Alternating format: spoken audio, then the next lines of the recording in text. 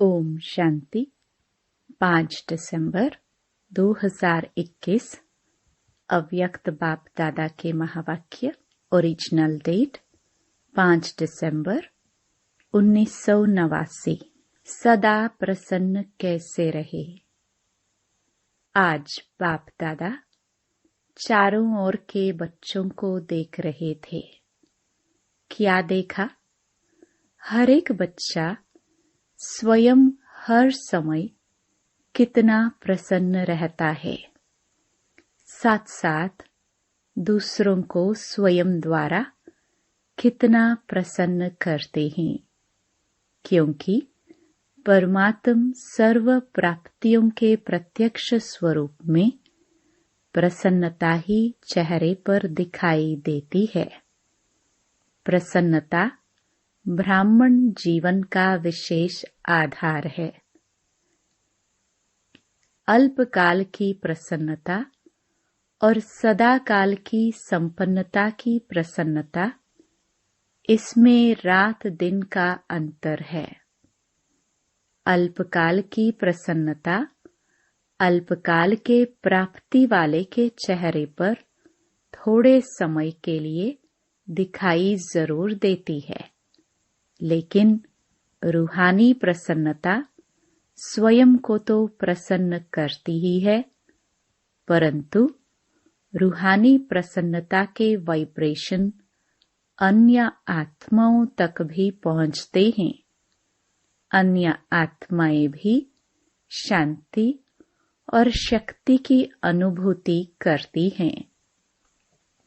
जैसे फलदायक वृक्ष अपने शीतलता की छाया में थोड़े समय के लिए मानव को शीतलता का अनुभव कराता है और मानव प्रसन्न हो जाता है, ऐसे परमात्म प्राप्तियों के फल संपन्न रूहानी प्रसन्नता वाली आत्मा दूसरों को भी अपने प्राप्तियों की छाया में तन मन की शांति और शक्ति की अनुभूति कराती है। प्रसन्नता के वाइब्रेशन सूर्य की किरणों समान वायुमंडल को, व्यक्ति को और सब बातें भुलाए सच्चे रूहानी शांति की, खुशी की अनुभूति में बदल देते हैं। वर्तमान समय की अज्ञानी आत्माएं अपने जीवन में बहुत खर्चा करके भी प्रसन्नता में रहना चाहती हैं। आप लोगों ने क्या खर्चा किया? बिना पैसा खर्च करते भी सदा प्रसन्न रहते हो ना? व औरों की मदद से प्रसन्न रहते हो। बाप दादा बच्चों का चार्ट चेक कर रहे थे। क्या देखा? एक है सदा प्रसन्न रहने वाले और दूसरे हैं प्रसन्न रहने वाले। सदा शब्द नहीं है। प्रसन्नता भी 3 प्रकार की देखी। पहला, स्वयं से प्रसन्न। दूसरा, दूसरों द्वारा प्रसन्न। तीसरा, सेवा द्वारा प्रसन्न।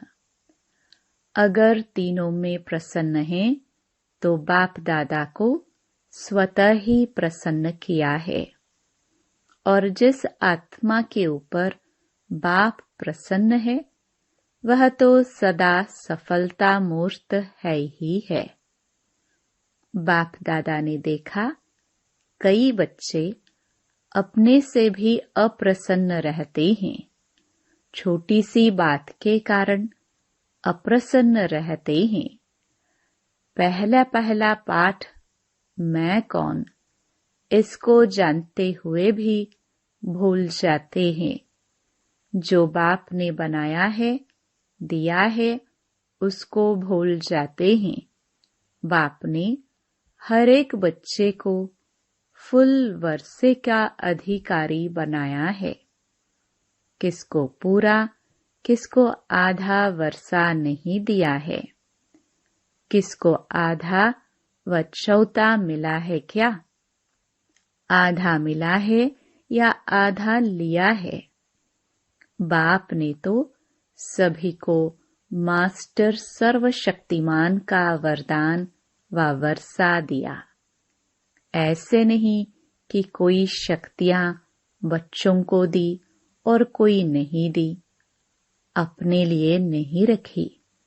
सर्वगुण संपन्न बनाया है, सर्व प्राप्ति स्वरूप बनाया है। लेकिन बाप द्वारा जो प्राप्तियां हुई हैं, उसको स्वयं में समा नहीं सकते। जैसे स्थूल धन व साधन प्राप्त होते भी खर्च करना न आए व साधनों को यूज करना न आए, तो प्राप्ति होते भी उससे वंचित रह जाते हैं। ऐसे सब प्राप्तियां व खजाने सबके पास हैं, लेकिन कार्य में लगाने की विधि नहीं आती है और समय पर यूज करना नहीं आता है। फिर कहते, मैं समझती थी कि ये करना चाहिए, ये नहीं करना चाहिए, लेकिन उस समय भूल गया। अभी समझती हूँ कि ऐसा नहीं होना चाहिए। उस समय 1 सेकंड भी निकल गया तो सफलता की मंजिल पर पहुंच नहीं सकते, क्योंकि समय की गाड़ी निकल गई। चाहे 1 सेकंड लेट किया, चाहे 1 घंटा लेट किया, समय निकल तो गया ना। और जब समय की गाड़ी निकल जाती है तो फिर स्वयं से दिल शिकस्त हो जाते हैं और अप्रसन्नता के संस्कार इमर्ज होते हैं। मेरा भाग्य ही ऐसा है, मेरा ड्रामा में पार्ट ही ऐसा है। पहले भी सुनाया था। स्व से अप्रसन्न रहने के मुख्य 2 कारण होते हैं।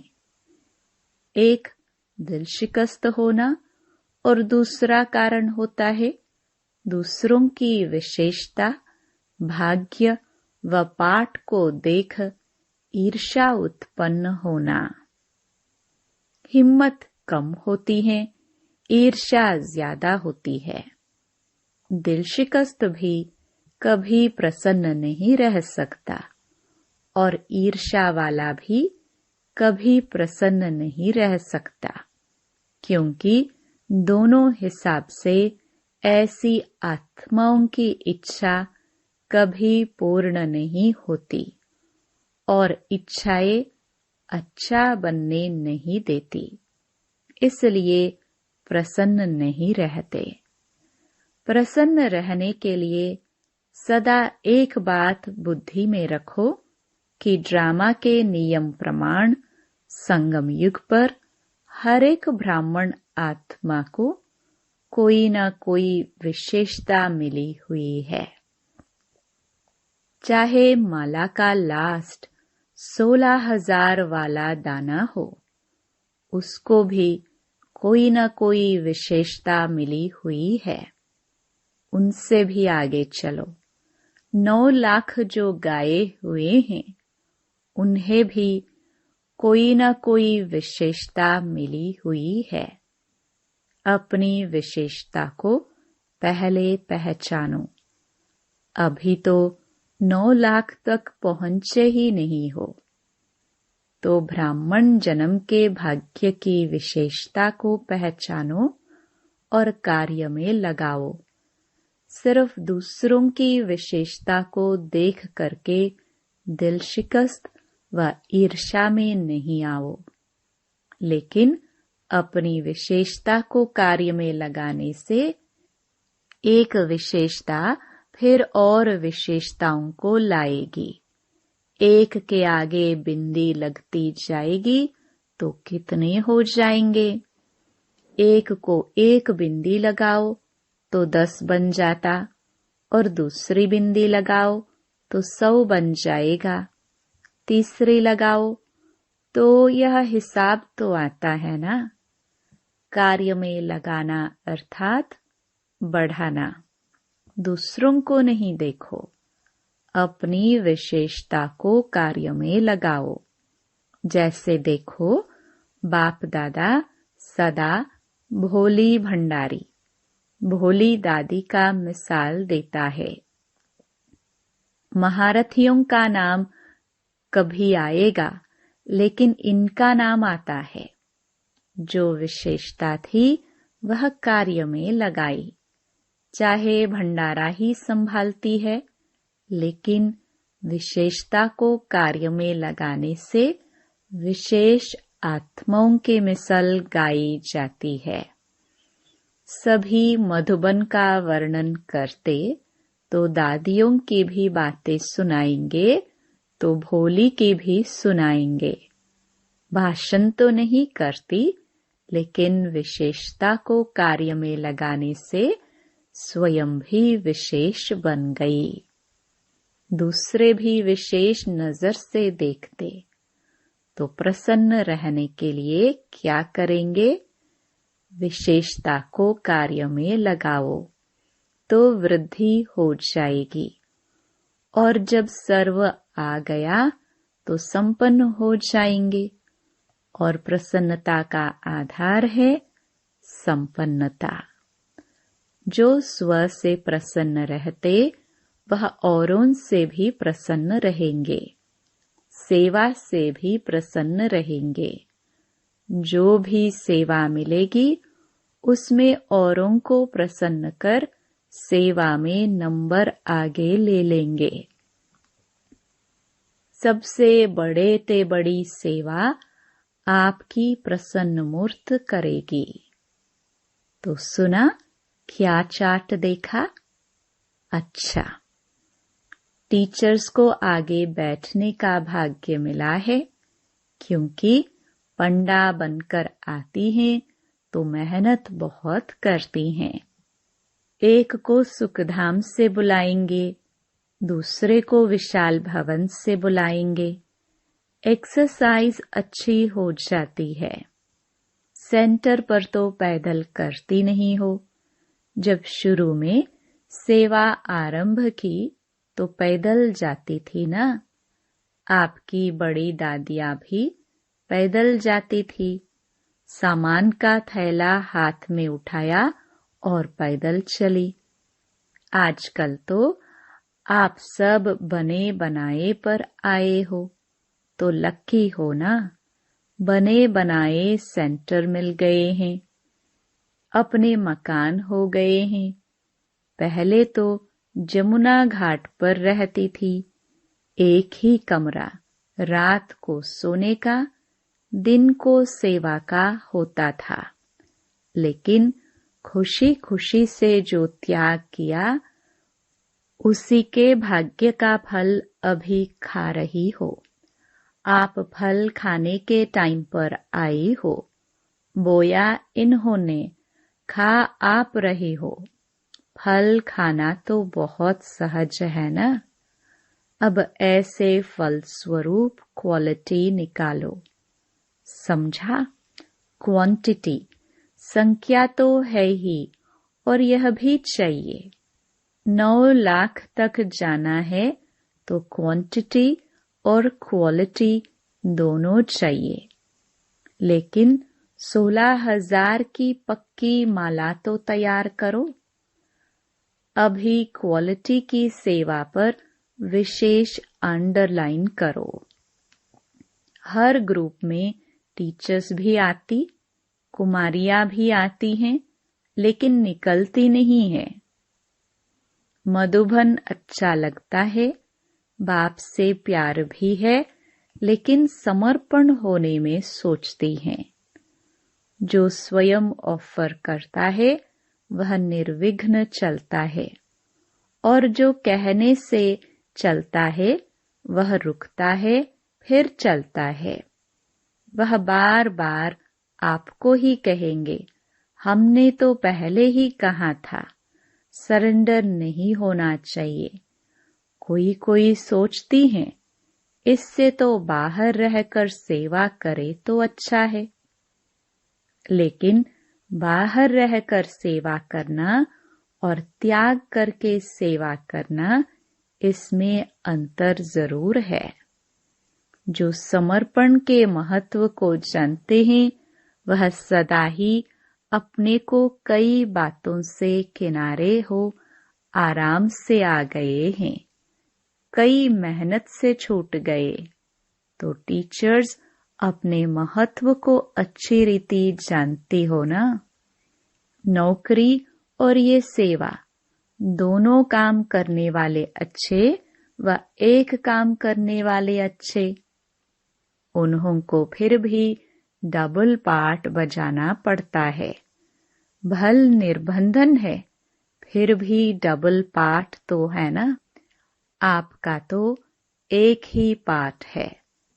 प्रवृत्ति वालों को 3 पार्ट बजाना पड़ता, एक पढ़ाई का, दूसरा सेवा का और साथ साथ प्रवृत्ति को पालने का। आप तो सब बातों से छूट गई। अच्छा, सर्व सदा प्रसन्नता की विशेषता संपन्न श्रेष्ठ आत्माएं सदा अपनी विशेषता को पहचान कार्य में लगाने वाली सेंसिबल और इसेंसफुल आत्माओं को, सदा प्रसन्न रहने वाले, प्रसन्न करने की श्रेष्ठता वाली महान आत्माओं को बाप दादा का याद प्यार और नमस्ते। आगरा, राजस्थान। सदा अपने को अकाल तख्त नशीन श्रेष्ठ आत्मा समझते हो। आत्मा अकाल है तो उसका तख्त भी अकाल तख्त हो गया ना। इस तख्त पर बैठकर आत्मा कितना कार्य करती है।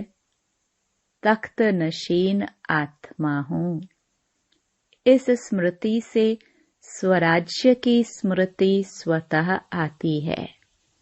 राजा भी जब तख्त पर बैठता है तो राजाई नशा, राजाई खुशी स्वतः होती है। तख्त नशीन माना स्वराज्य अधिकारी राजा हूँ। इस स्मृति से सभी कर्मेंद्रियां स्वतः ही ऑर्डर पर चलेंगी। जो अकाल तख्त नशीन समझ कर चलते हैं, उनके लिए बाप का भी दिल तख्त है, क्योंकि आत्मा समझने से बाप ही याद आता है। फिर न देह है, न देह के संबंध है, न पदार्थ है, एक बाप ही संसार है। इसलिए अकाल तख्त नशीन बाप के दिल तख्त नशीन भी बनते हैं। बाप के दिल में ऐसे बच्चे ही रहते हैं जो एक बाप, दूसरा ना कोई है। तो डबल तख्त हो गया। जो सिखिलदे बच्चे होते हैं, प्यारे होते हैं, उन्हें सदा गोदी में बिठाएंगे, ऊपर बिठाएंगे, नीचे नहीं। तो बाप भी कहते हैं, तख्त पर बैठो, नीचे नहीं आओ। जिसको तख्त मिलता है वह दूसरी जगह बैठेगा क्या? तो अकाल तख्त व दिल तख्त को भूल देह की धरनी में मिट्टी में नहीं आओ। देह को मिट्टी कहते हो ना, मिट्टी मिट्टी में मिल जाएगी ऐसे कहते हैं ना। तो देह में आना अर्थात मिट्टी में आना। जो रॉयल बच्चे होते हैं वह कभी मिट्टी में नहीं खेलते। परमात्म बच्चे तो सबसे रॉयल हुए। तो तख्त पर बैठना अच्छा लगता है या थोड़ी थोड़ी दिल होती है, मिट्टी में भी देख ले। कई बच्चों की आदत मिट्टी खाने की व मिट्टी में खेलने की होती है, तो ऐसे तो नहीं है ना। 63 जन्म मिट्टी से खेला, अब बाप तख्त नशीन बना रहे हैं, तो मिट्टी से कैसे खेलेंगे। जो मिट्टी में खेलते हैं वह मैला होता है, तो आप भी कितने मैले हो गए। अब बाप ने स्वच्छ बना दिया। सदा इसी स्मृति से समर्थ बनो। शक्तिशाली कभी कमजोर नहीं होते। कमजोर होना अर्थात माया की बीमारी आना। अभी तो सदा तंदुरुस्त हो गए। आत्मा शक्तिशाली हो गई। शरीर का हिसाब किताब अलग चीज है, लेकिन मन शक्तिशाली हो गया ना। शरीर कमजोर है, चलता नहीं है, वह तो अंतिम है, वह तो होगा ही, लेकिन आत्मा पावरफुल हो। शरीर के साथ आत्मा कमजोर न हो, तो सदा याद रखना कि डबल तख्त नशीन सो डबल ताजधारी बनने वाले हैं। अच्छा, सभी संतुष्ट हो ना। संतुष्ट अर्थात प्रसन्न। सदा प्रसन्न रहते हो या कभी कभी रहते हो। कभी अप्रसन्न, कभी प्रसन्न, ऐसे तो नहीं। कभी किसी बात से अप्रसन्न तो नहीं होते हो। आज यह कर लिया, आज यह हो गया, कल वह हो गया, ऐसे पत्र तो नहीं लिखते हो। सदा प्रसन्नचित्त रहने वाले अपने रूहानी वाइब्रेशन से औरों को भी प्रसन्न करते हैं। ऐसे नहीं, मैं तो प्रसन्न रहता ही हूँ, लेकिन प्रसन्नता की शक्ति फैलेगी जरूर। तो और किसको भी प्रसन्न कर सको, ऐसे हो या अपने तक ही प्रसन्न ठीक हो। दूसरों को भी करेंगे, फिर तो अभी कोई पत्र नहीं आएगा। अगर कोई अप्रसन्नता का पत्र आए तो वापस उसको ही भेजे ना। यह टाइम और यह तारीख याद रखना। हाँ, ये पत्र लिखो, ओके हूँ, और सब मेरे से भी ओके हैं। यह 2 लाइन लिखो बस। मैं भी ओके और दूसरे भी मेरे से ओके हैं। इतना खर्च क्यों करते हो?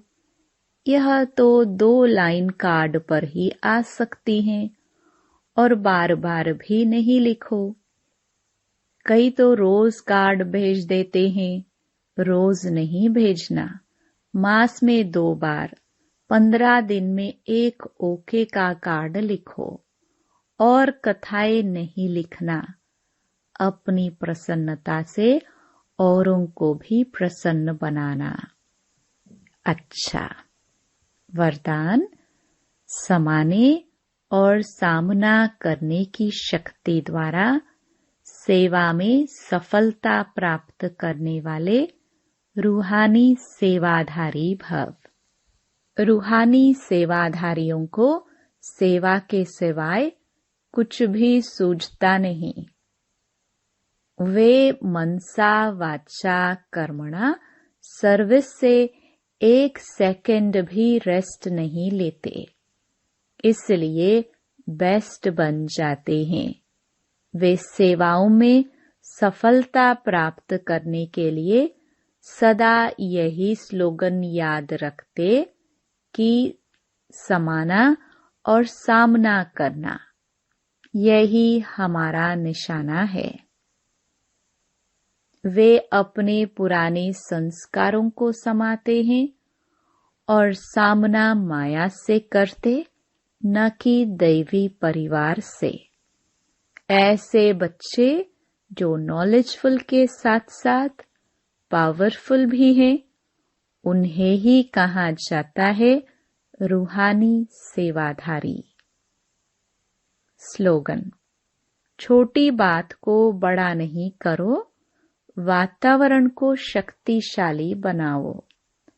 Om Shanti. To watch Peace of Mind channel videos on YouTube, subscribe us on youtube.com/tvpeaceofmind. Just a click for a peaceful life.